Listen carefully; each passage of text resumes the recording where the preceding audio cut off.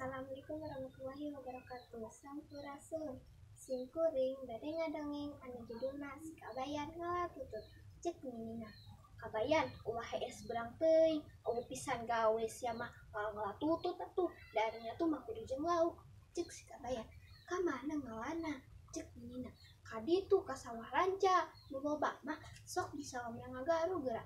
Ayo si kabayan lempang ka sawah nu meunang ngagaru. Didinya katembong tutut loba lantaran caina herang jadi katembong kabeh tututna pating ngoletah. Tapi barang teges-teges ku si kabayan katembong ka langkang langit dina cai manehna ngerasa leuwang ngeuleuh sawah sakitu cirona padahal mah teu aya sajengkal-jengkal acan si gejroso teh ku ka langkang langit.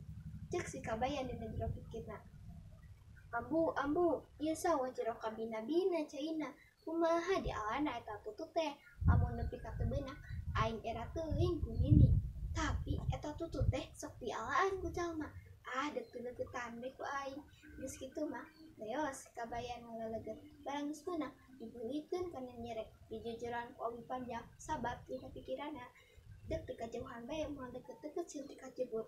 Si kabayan atuh kula ngalegetan tutut teh sapoe jeput tapi teu aya bebeunanganna mun ukur hiji dua bae kitu oge lain benang ku leget benang soteh lantaran ku kabeneran bae tututna tercalangan kalapokna katapelan ku leget tuluy nyakop jadi benang lamun teu kitu mah ruhut moal bebeunangan pisan sabab ari dina jero cai teh eta leget teh teu daekeun napel komo deui tutut mah daya leuleueuna di imah kuninina di dagoan geus ngalasalam sere jeung koneng keur diasakan tutut lantaran ambung bae tuluy disusulkeun ninina ka sawah kasampak si kabayan keur ngalegetan tutut.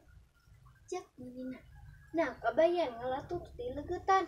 Cek si kabayan kumaha da sieun ti kacebur geuleuh sakitu jerona nepi ka tembong langit ninina keur ulun si kabayan disumpulkeun terus acruk ka sawah.